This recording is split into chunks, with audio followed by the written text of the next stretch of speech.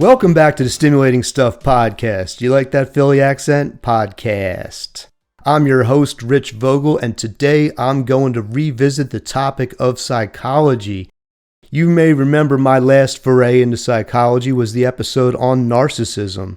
And by the way, it was pointed out to me that when I was telling the story of Narcissus, I guess I was pronouncing his name Narcissus. What do you want from me? I went to public school. At least I pronounced echo correctly. So, what would you say if I told you that over 85% of Fortune 500 companies, the government, public schools, private schools, universities, and life coaches everywhere are using a test to make important decisions about their organizations? Decisions that impact everything from the stock market to your odds of landing a job. You'd probably have pretty high standards for that test, right? Yeah, me too. So what if I also told you that this test is marketed to them as a quote-unquote personality test or personality inventory, but in reality, the test, it was developed as a parlor game like Trivial Pursuit or Chutes and Ladders, and has absolutely no clinical or scientific merit or evidence of support. What would you say if I told you these organizations make assumptions about your abilities, make hiring decisions, and even provide career guidance based on the results of this test, which is really one of the greatest scams ever pulled on the entire infrastructure of the United States? You'd think it was crazy, right? Well, it is crazy, but it's also true. And the test is none other than the Myers-Briggs Personality Type Indicator, or the MBTI. And that is the topic of today's episode. So here's a little known fact about me. In the time between finishing my master's degree and starting a PhD program, I worked in a neuroscience lab studying memory in normal aging and Alzheimer's disease. I was really privileged to gain extraordinary experiences during that time, and one of them was learning to read MRIs. I spent many months sitting with radiologists learning the ins and outs. Then I did research in which I would locate and compute the volume of different parts of the brain involved in memory, like the hippocampus, entorhinal cortex, and cerebellum. The other great experience was learning to administer neuropsych tests. And these are tests that are used to measure certain psychological functions that are known to be linked to particular brain structures or pathways. Those functions include things like intelligence, memory, language, visuospatial abilities, and various other functions. And you could sort of group within those types of tests personality tests. Now, formally, there's a big difference between neuropsych tests and psychological tests, but I'm not going to get into that here. Anyway, so I learned a lot about neuropsych testing, including the truly nuanced art of administering and scoring these tests, and also gained appreciation for tests that are both valid and reliable. What do I mean by that?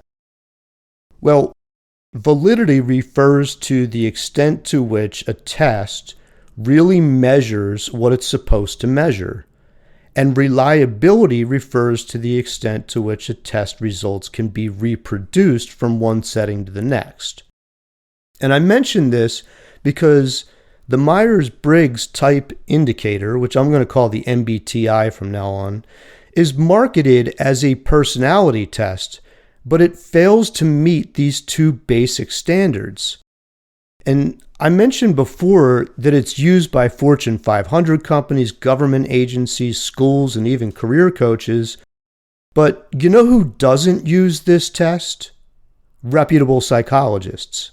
And that says a lot, doesn't it? So I'm going to talk about the Myers-Briggs today. I might call it that. I might call it the MBTI, but I'm going to talk about its origin story, how it works, current uses, frequency, popularity, criticisms, which, let's face it, are so damning, I think you'll walk away from this episode knowing the cold hard truth that the Myers-Briggs test is a scam. So let's start here. We live in an era where self-awareness and personal development have really become central themes in both personal and professional life, right? And because of this, personality tests have really gained significant popularity. These tools are designed to help individuals better understand their own behaviors, preferences, and tendencies. And the MBTI certainly stands out as one of the most widely recognized and utilized. With its roots in early psychological theories and its broad application across different sectors, the MBTI has carved out a unique place in popular culture. The MBTI actually has a fascinating origin story. And the foundation can be traced back to Carl Jung's theory of psychological types, which he first introduced in his 1921 book of the same name, Psychological Types. And Jung proposed that human behavior is not random, but it follows patterns that can be classified into distinct types. And he identified three key dichotomies that can be used to define human personality. The first one is extroversion versus introversion. The second is sensing versus intuition. And the third is thinking versus feeling. These dimensions reflect where individuals focus their attention, how they perceive the world, and how they make decisions. So along comes a writer, Catherine Briggs, who has zero training in psychology.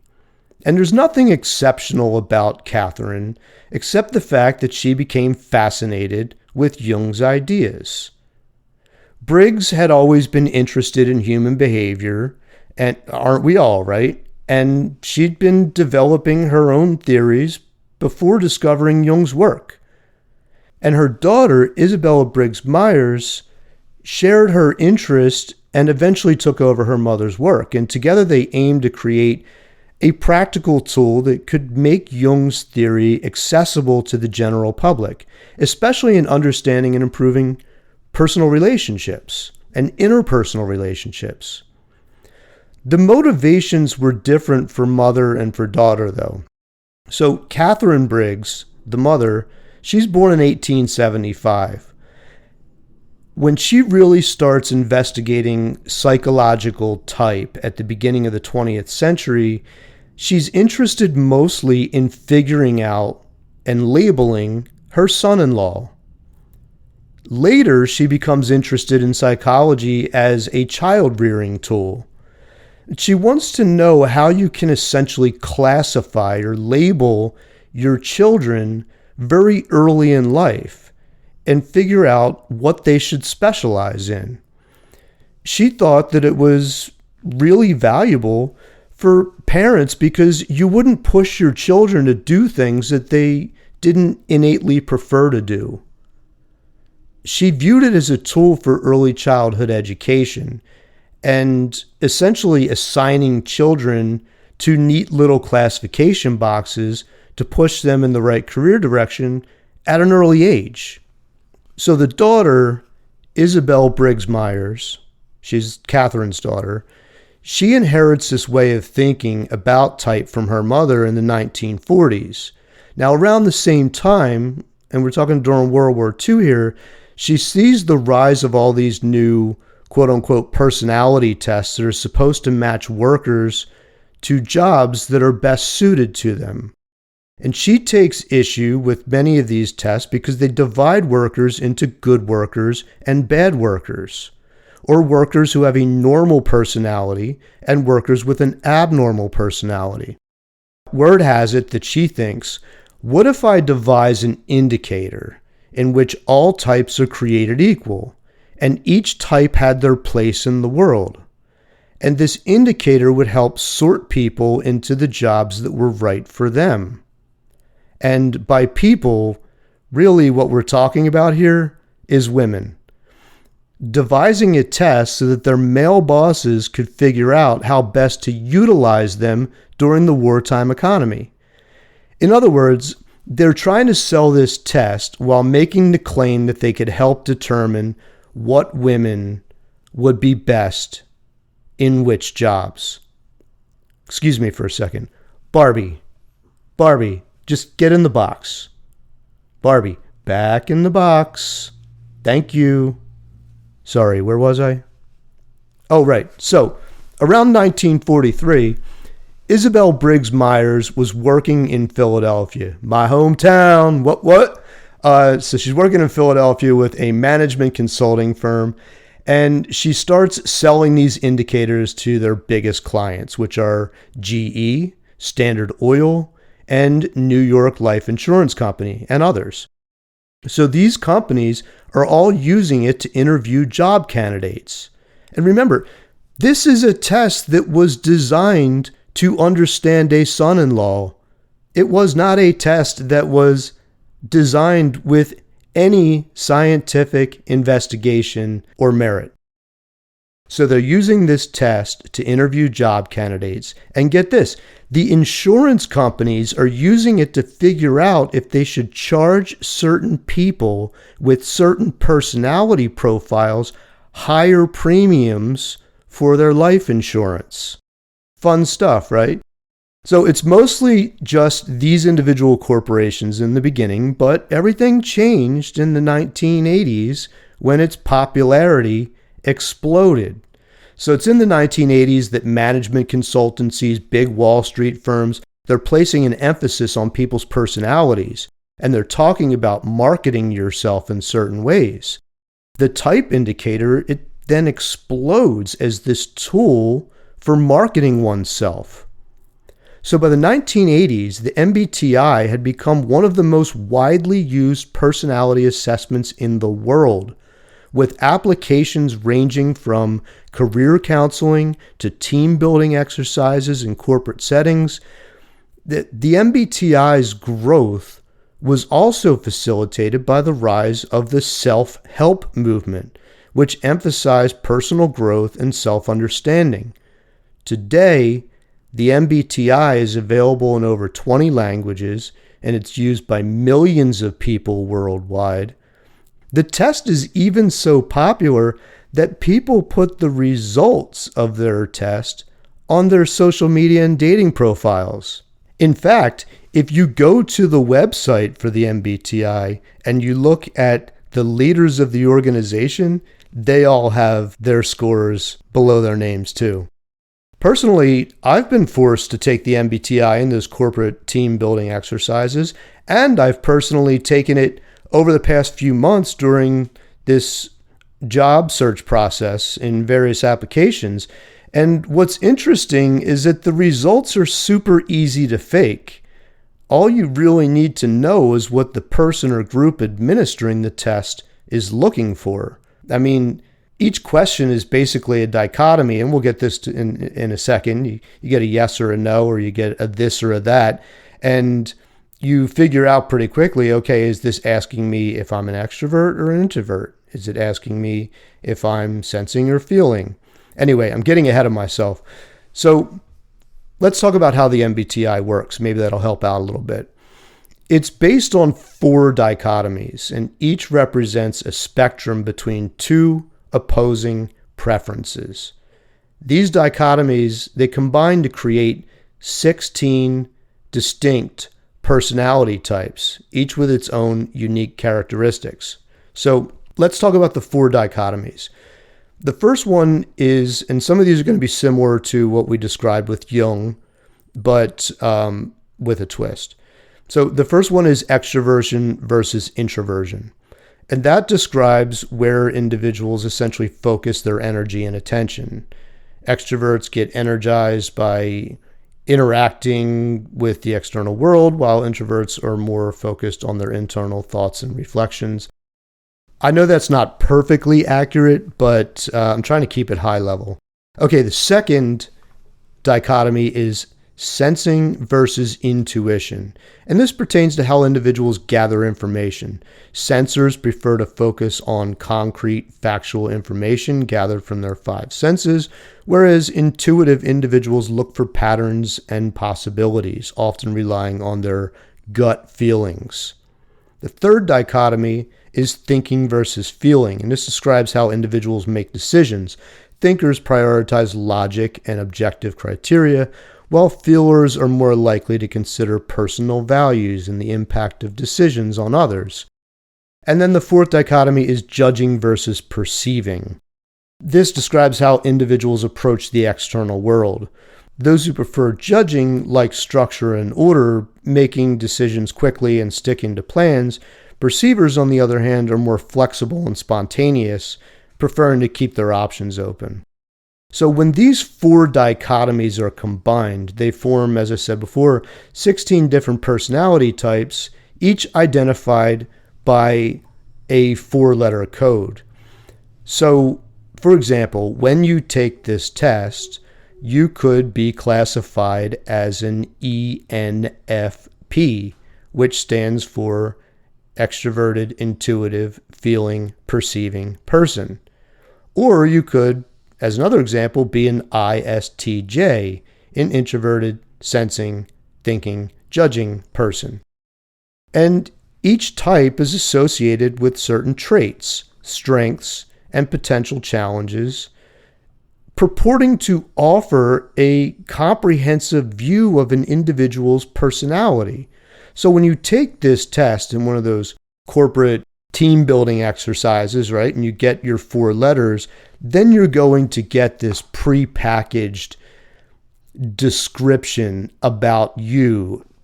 Oh, and one thing I forgot to tell you is that the MBTI is typically administered through a self-report questionnaire consisting of multiple choice questions, and they're designed to identify an individual's preferences across those four dichotomies.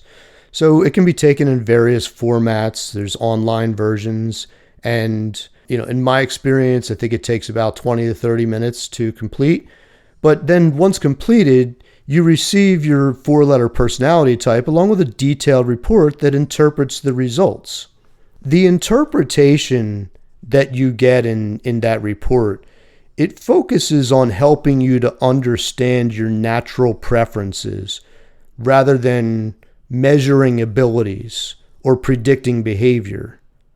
This makes the MBTI distinct from other personality assessments, such as those that measure traits on a continuum.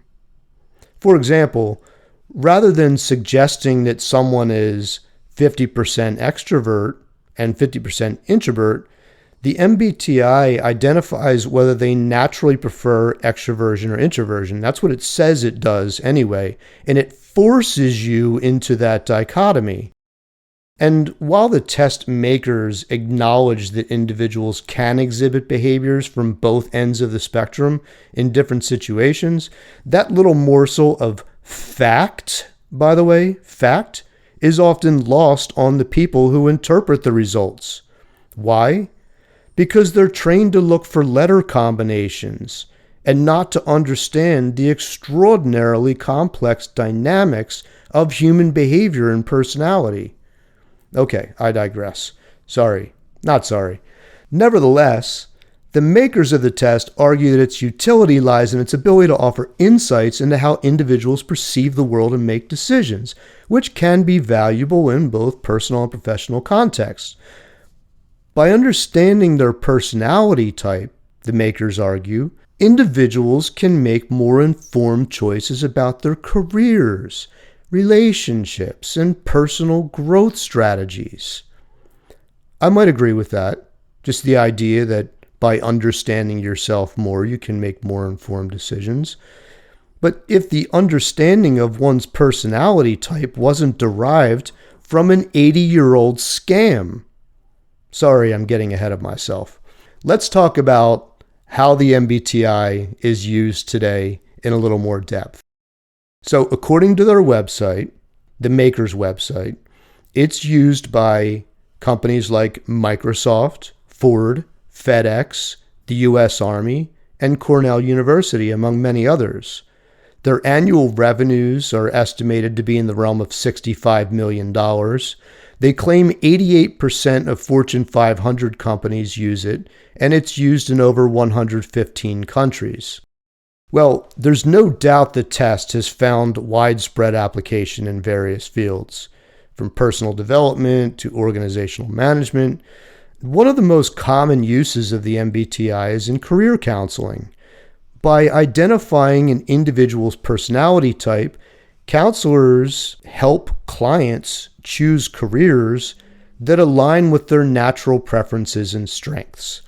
So, for example, an individual with an ISTJ personality type, so introverted, sensing, thinking, judging. The ISTJ is known for being detail-oriented and practical, and this person might be well suited for a career in accounting or engineering. Off you go, Barbie, back in the box. In the corporate world, the MBTI is frequently used for team building and leadership development. Organizations often use the test to help employees better understand their own work styles and those of their colleagues. This understanding can improve communication, reduce conflicts, and even enhance collaboration within teams. So, for example, knowing that a colleague is an ENFP, extroverted, intuitive, feeling, perceiving person, someone who apparently values creativity and flexibility, is supposed to help a team leader adjust their approach to better engage that individual in projects that require innovative thinking. Leadership development programs also use the MBTI to help managers understand their leadership style and how it might affect their interactions with different team members. In ENTJ, so extroverted, sensing, thinking, judging person, might naturally take charge and make decisions quickly, but understanding this preference is supposed to help them learn to be more patient and considerate of team members who may need more time to process information and contribute their ideas. The MBTI is also widely used in educational settings. Teachers and counselors often use the MBTI to help students understand their learning styles and preferences. For example, the ESFJ, extroverted, sensing, feeling, judging student, who is typically organized and enjoys structured environments, might thrive in a classroom setting that offers clear guidelines and expectations. Educators believe understanding these preferences can help them tailor their teaching strategies to better meet the needs of individual students. Beyond these formal applications, the MBTI has also become a popular tool in the realm of personal development. Many individuals use the MBTI to gain insights into their own behaviors, strengths, and challenges, often seeking to improve their personal relationships and achieve greater self-awareness. The presence in popular culture has grown significantly too. There's numerous books, articles, online communities dedicated to exploring the nuances of the 16 personality types. Websites and social media platforms offer MBTI-related content ranging from memes and humor to in-depth discussions about how different personality types interact in various contexts, from romantic relationships to workplace dynamics. Hey, if it smells a lot like astrology, trust your instincts. The MBTI's widespread use and its ability to resonate with people on a personal level have made it a fixture in discussions about personality and self-understanding, but its popularity also appropriately raises questions about the test's scientific validity and the appropriateness of its use in certain contexts, particularly in making significant decisions about hiring, promotions, and other areas where a more rigorous assessment might be necessary. So, let's talk about those criticisms. By the way, there's a lot of people out there that are going to be angry about this because I've met some people who love this test. They really believe in it. They swear by their assessment and their 4-letter personality type that they've been assigned. And I've been told, you'll have to take it from my cold, dead hands. Look, if you love it, great. I love lots of games, but just know it's not valid. Anyway, getting ahead of myself again. Okay, criticisms. One of the most significant critiques concerns the validity and reliability that I mentioned earlier. Many psychologists argue that the test lacks the rigorous empirical support that is typically required for psychological assessments. Studies have shown that the MBTI does not consistently predict behavior or outcomes in the same way that other validated personality assessments do. And I'll get more into that in a second. But another major criticism is related to its binary nature. It's the Barbie in the box thing, right? The MBTI forces individuals into one of two categories for each dichotomy, right? Either extroversion or introversion, which really oversimplifies the complexity of human personality. Who among you believes yourself to be that simple, that you can just be put in a box? Not me. Critics argue that personality traits exist on a continuum, and most people exhibit behaviors from both ends of each dichotomy, depending on the context. For example, someone might be predominantly introverted, but still enjoys socializing in small groups, a nuance that the MBTI does not fully capture. And I talked about this a couple of episodes ago when I was discussing public speaking. I mentioned that I tended to be extroverted at conferences, enjoying being around people. I like parties and other social gatherings. And in other circumstances, I prefer to be alone with my thoughts. People are dynamic, and these characteristics change with context, even from one day to the next. And that's a big problem. So what if I take the test one day when I'm feeling very introverted, sensing, thinking, judging? And that's exactly the opposite of what my boss was hoping to see in order to give me a promotion. I could just as well take the test a few days later and show that I'm extroverted, intuitive, thinking, and perceiving. And it's not just me. Research has shown that individuals' MBTI results can change when they retake the test, suggesting the test may not consistently measure stable personality results. This inconsistency calls into question the test's effectiveness in providing accurate and reliable insights into an individual's personality. Another point of criticism is the MBTI's use in hiring and other decision-making processes. So while the test was not originally intended for use in employment selection, remember, it was intended to figure out this lady's son-in-law, who I would love to meet, by the way. She went really out of her way to figure out this dude, and I feel like she should have just sat down and had a conversation with him. Anyway, so it wasn't designed for employment selection, but some organizations have used it in this way, and that has led to people raising many justifiable ethical concerns. Critics argue that using the test in hiring decisions can lead to discrimination and may result in unsuitable candidates being selected or rejected based on their personality type rather than their skills or qualifications. And by the way, it's not their personality type. It is a game they are using to make this decision, and it's only telling you how that person is feeling in that moment when they're taking the test. So the ethical implications of using a non-scientifically validated test to make important decisions about individuals' careers have sparked debate about the appropriate use of the MBTI. Additionally, some critics take issue with the commercial aspect of the MBTI. The test is often marketed as a definitive tool for understanding personality, leading to commodification of personality that may oversimplify or misrepresent the complexities of human behavior.